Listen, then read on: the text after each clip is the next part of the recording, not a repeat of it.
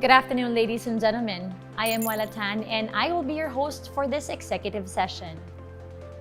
I'm excited right now because it will surely be another afternoon filled with learnings and insights for all of us. We have a lineup of relevant topics that will be discussed to us by thought leaders in the field of cybersecurity. I'll get the ball rolling by introducing our first speaker. He has over 15 years of experience in cybersecurity and intelligence background from the Israeli Intelligence, Israel Police National Cyber Unit. He is an award-winning ethical hacker who advanced to be a penetration testing team leader in one of the Israelis' biggest cybersecurity consultancies, then moved to lead the cyber operations at CyberInt. He co-founded Cilynx, a consultancy focusing on red team operations, working with several Fortune 100 companies. He also co-founded Synergy, an AI-powered attack surface management and operations platform. Ladies and gentlemen, please welcome Cilynx Services Limited co-founder, Mr. Alex Peleg.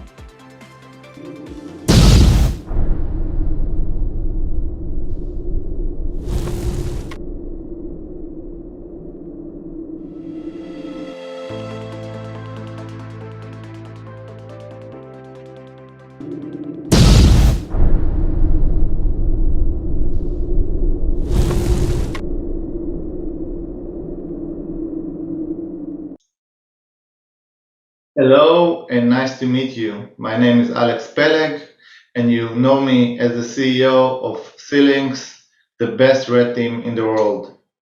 Today we are going to speak about attack surface and how understanding your attack surface can help you to defend your organization from ransomware. Before I start, I want to speak and tell you about the venture of ours.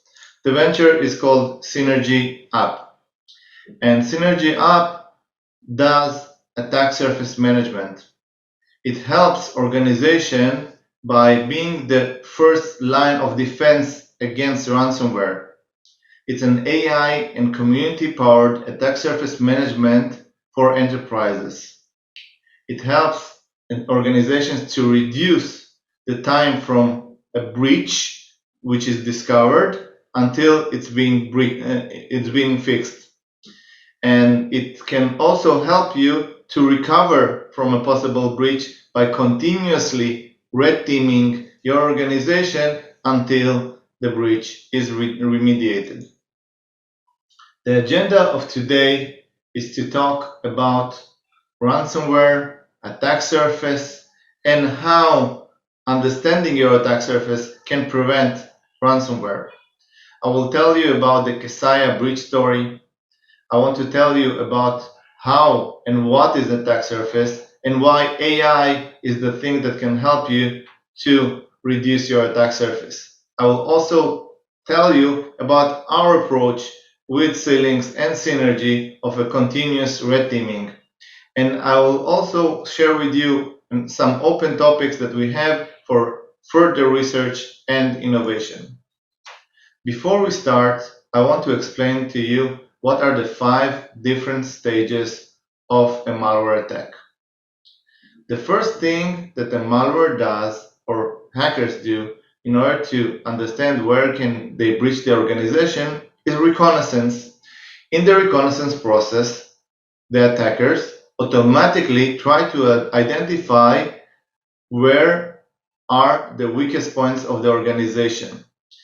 The way that the attackers are doing so is by using automated attack tools on your websites, on your infrastructure, on your cloud assets, on your employees, delivering crafted and sophisticated social engineering attacks. The next step after the reconnaissance is the initial compromise. Now that the attackers have understood what is the place where they can direct the attack from, they are using specified delivery methods, if it's via email or by exploitation of your exposed assets in order to get into the organization. Once they get in, they understand where they're at and establish persistency, and then they start connecting to their command and control center. This command and control center will direct them to move laterally, and lateral movement is the next stage before the full exploitation and corruption of your files. So these are the 5 steps: reconnaissance, initial compromise, command and control, lateral movement, and exfiltration and corruption of data. Now, it's very important to understand these 5 stages, because we understand that if we are able to reduce one step, it helps us to reduce the damage or a possible breach. So if we are able to stop an attack during its last stage of exfiltration of data and corruption, then we are able to reduce the risk of compromised assets and compromised data. If we can stop the attack while it was in the lateral movement phase, basically it may be a place where we were able to eliminate this attack and this exploitation. Command and control and external communication mostly can be controlled by firewalls, and this is also a place where we could have stopped the breach. The initial compromise and the reconnaissance parts are the focus of today's conversation, and we want to explain during this conversation how can you reduce the initial compromise and the reconnaissance stages, basically by reducing your attack surface. Now let's tell about Kesaya. Kesaya is a company that you well know, and it does software development for MSPs. It helps companies in all over the world in order to fast update patch servers and remotely control them. So Kesaya had a breach not long ago, and I want to describe what happened and what was the process of dealing with what happened to Kesaya. So first of all, Kesaya's server was exposed. The exposure was submitted to Kesaya by a security researcher. The security researcher told Kesaya that he was able to bypass the authentication and do many other stuff in order to basically control the server. These were CSRF bypass, unrestricted file upload, and uploaded file execution. Now, this chain of vulnerabilities was delivered to Kesaya to deal with. The problem is that Kesaya was not able to deal with this chain of vulnerabilities fast enough, causing a situation where the exposed server was found by a ransomware group which is called Rebel and was exploited by them, causing a supply chain attack and a ransomware attack against Kesaya. The ransom note that Kesaya got was a $70 million ransom note. Now, how did the attackers found this server? This is exactly what I'm going to explain now. And during my explanation, I want to follow and explain to you what is attack surface. The one thing that we need to understand that attackers need only one hole in our defense in order to breach our organization. The breach can come from an external attack surface. So what is an external attack surface? External attack surface is all the data and all the connections that we as an organization expose to the public. The reason why we do this exposure because we want clients, vendors, and suppliers to connect to our services, and this is the way that we gain traction and sell at the end of the day and make our businesses more profitable. The ways that we can do this sell is by web and mobile application, by maintaining an on-prem infrastructure, by creating cloud assets and cloud buckets. We have our employees and our third-party suppliers and third-party vendors, but we also have our subsidiaries, the companies that we bought over the time, and we're now using these companies in order to get even more revenue. Now let's understand the different types of attack surface. The first thing that I want to talk about is our web and mobile application. The web and mobile applications that we build continuously with our developers internally or externally have many types of different exposures. The first thing which is happening in the new world is the APIs. Many companies expose APIs because they want to enable their end clients to consume the services much easily. APIs are our ways to deliver data and to interact with other tools and other companies. In addition, our web application may expose sensitive internal paths. These sensitive internal paths sometimes are administrative panels or other sensitive paths which will lead the attacker to gain more information about our organization. Each application has functions which it runs. It may be functions which were included as part of the application or functionalities which this web application gains from the content management system that it uses, CMS. Many web applications are using different types of CMS, WordPress, Drupal, and etc.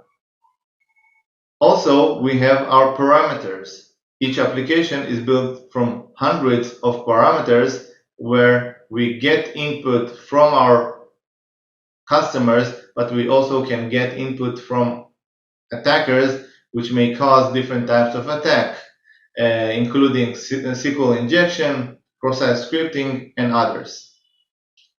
When we talk about the web attacks, we also must think about the browsers.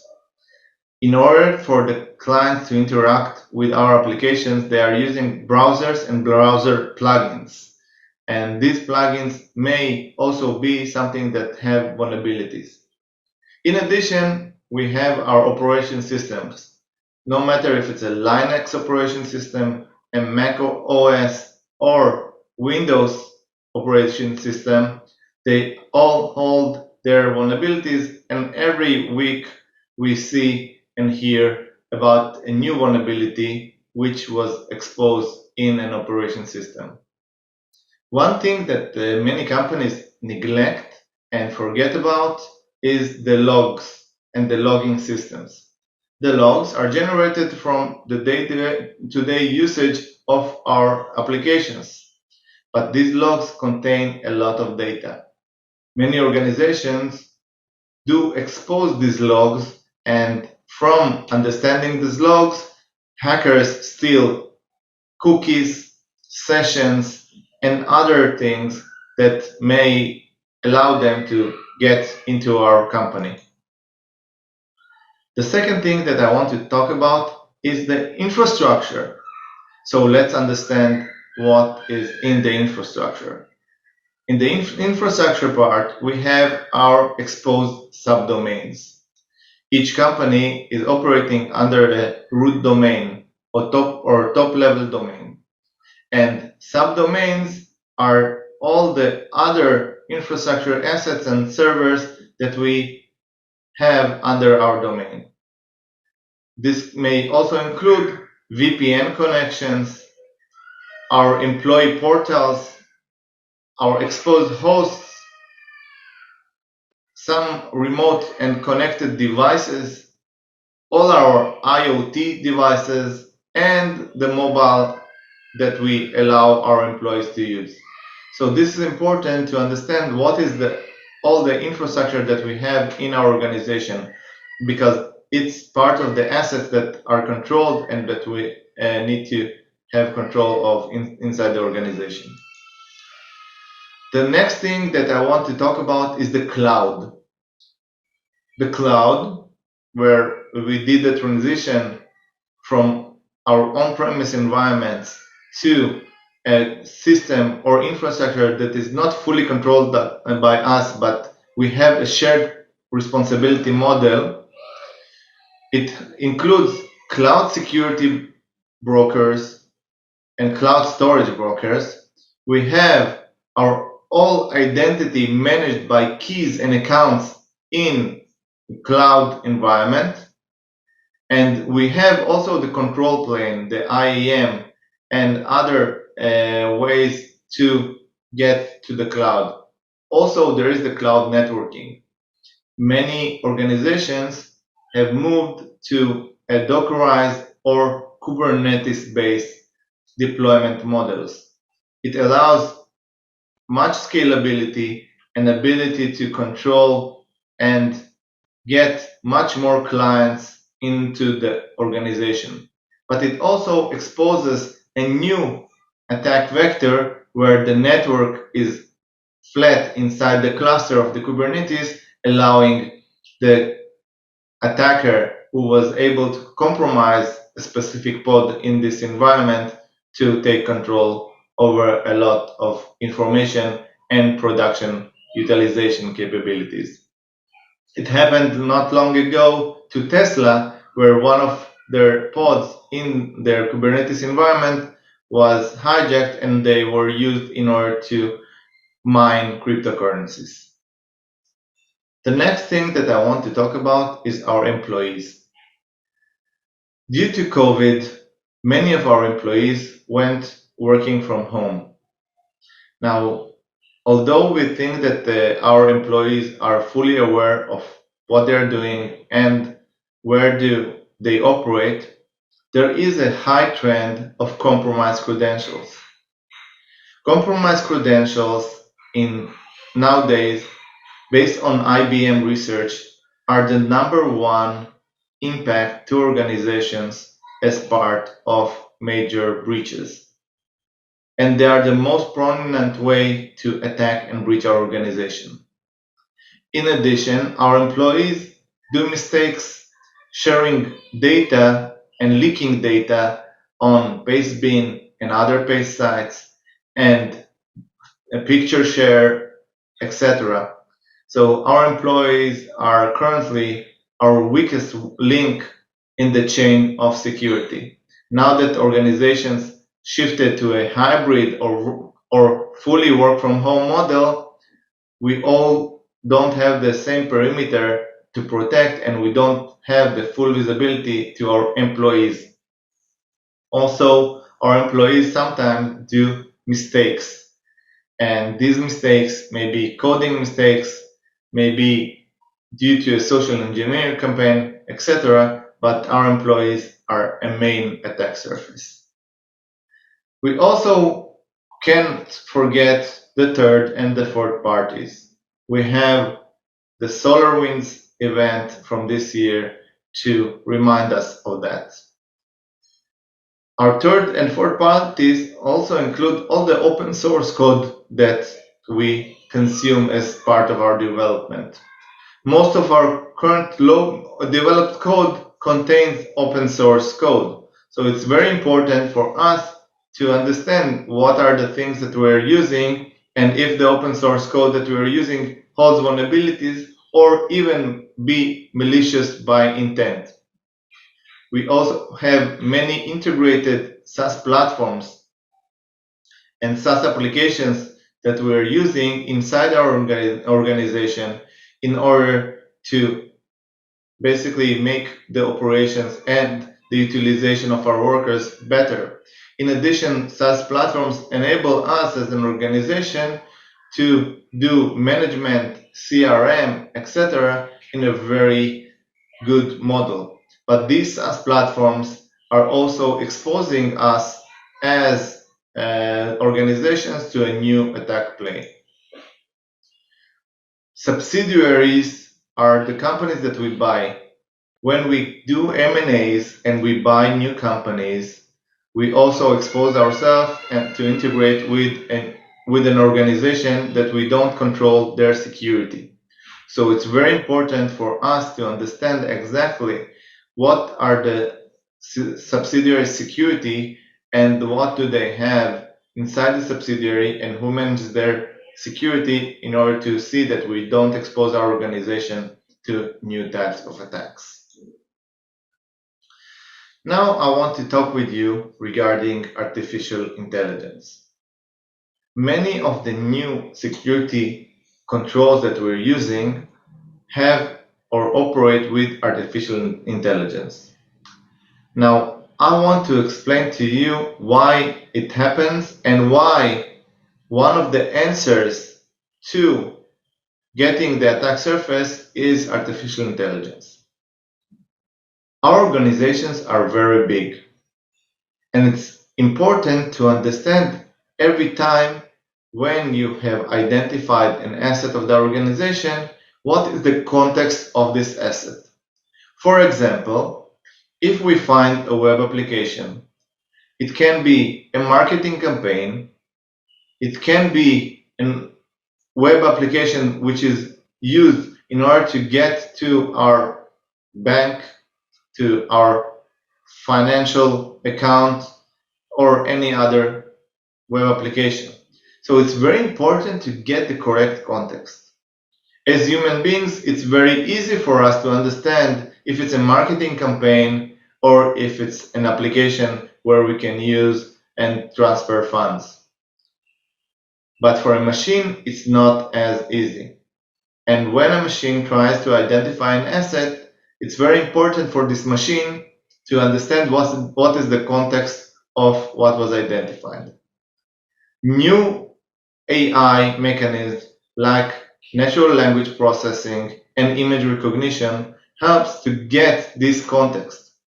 By analyzing the web application or the mobile application or even the infrastructure assets, the AI can understand exactly what he sees.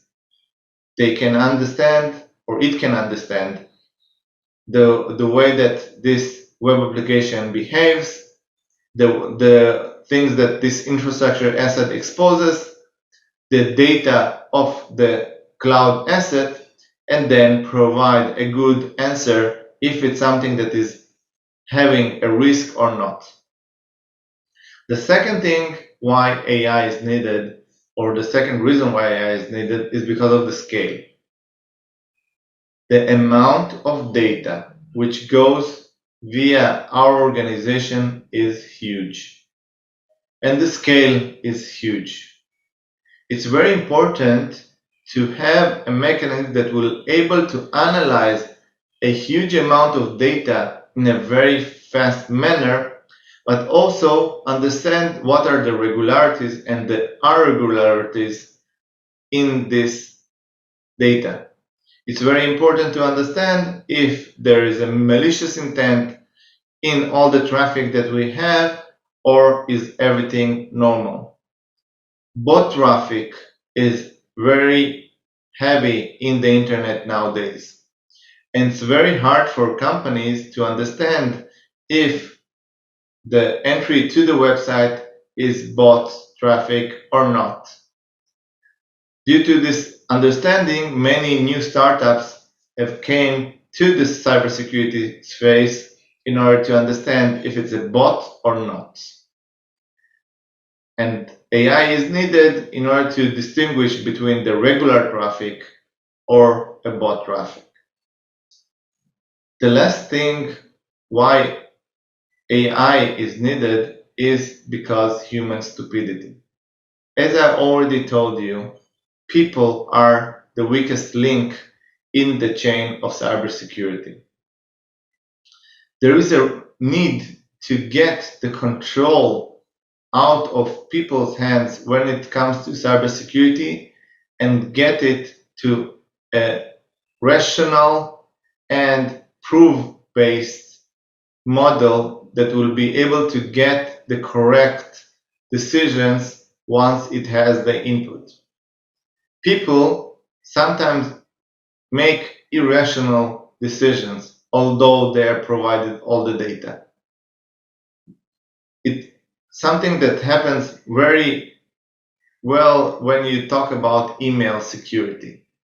Many organizations get their attack from an email phishing. Now, many employees are well aware of the risk of phishing and may very well aware of the ways that a phishing email looks like. But again, most of the people will not analyze or not dwell on the minor details. This is something that we cannot say about a machine. A machine can read this email and very fast declare if it's a fake email or not. Something that currently many humans cannot do. Now I want to talk about continuous red teaming and how we can combine the AI and continuous red teaming as part of an attack surface management platform. The importance of continuous red teaming is not something that I can even explain in this session. But at the end of the day, the way that our attackers are operating is by continuously and never-ending approach and try to hack our organizations. So what can we do in order to protect our organizations and avoid being attacked? This is where continuous red teaming, together with an attack surface management and AI, comes.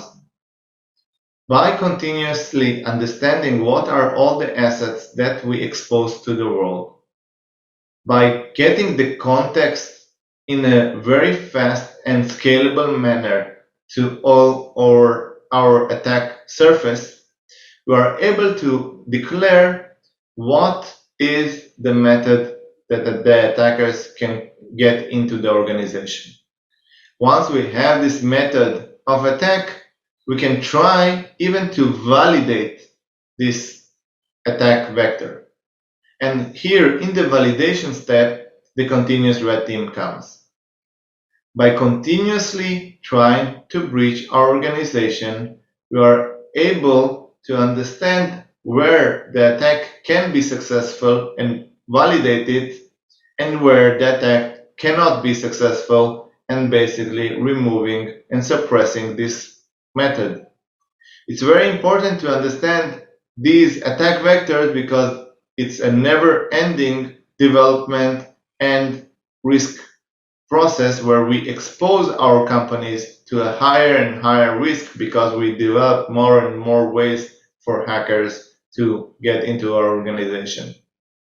In addition, we cannot forget our legacy systems and our old code, which we also use and expose to the world without knowing if it's something that can be used in order to create the next attack against our organization. The way that we as a company understood that we need to adopt the red teaming is by constantly getting all the exposed assets of the organization, if it's from the web, from the infrastructure, or from the employees. And basically, once we have this information, we are able to determine which attack vectors are the most prominent. The Synergy platform does it automatically and continuously, enabling the Cilynx red team to understand exactly what are the places that they can use in order to do the attack. In addition, our red team can use Synergy in an automatic and continuous way in order to validate the risk of the next attack. Now, I want to tell you regarding something that we did at Cilynx that helped to prevent a huge breach in the Philippines. Cilynx, Red Team, and Synergy saved hundreds of organizations in the Philippines from being breached. A recent research by a researcher from Guardicore was exposed a vulnerability in Microsoft's Auto-Discover. The vulnerability in Microsoft Auto-Discover enabled any attacker who was able to basically register a domain with Autodiscover dot, the extension of a specific country, in order to get many credentials of employees in this country because of a vulnerability of Microsoft. Cilynx, once it was notified regarding this possible breach by Synergy platform, has registered this .com.ph domain and was able to prevent this domain to be obtained by attackers, which may have impacted millions or hundreds of thousands of employees in the Philippines. Now that you're safe, and because of the research which was done by Guardicore, we can also see that there are many different ways of attacking the organization. Some of them are controlled by our attack surface. Some of them are due to new research that constantly expands the way that we see our attack surface. There is an additional research needed in order to make and perfect our capabilities. Our companies are doing continuous research in faster and better context by building a much better and much more competent AI model. The second thing that we're using is we use threat intelligence to improve the prioritization. Our company constantly gathers information from many sources in the deep web and from other applications like the Telegram, which is currently very used by hackers all over the world. We allow integration to CI/CD platforms and CI/CD pipelines in order to understand more regarding how these problems are being utilized in the world. And we also use our sophisticated AI, and we think that there is a lot of research which should happen in the world regarding AI-based mitigation using models like GPT-3 and others. I really enjoyed talking to you today. I want to thank ISOG. I want to thank the organizers of this beautiful event, and I want to wish a very warm welcome and good luck to all the participants of this amazing event. Don't hesitate to come and ask more questions from me, from the Cilynx team, and from our great representatives in our booth. Thank you so much and have a great day. Bye bye.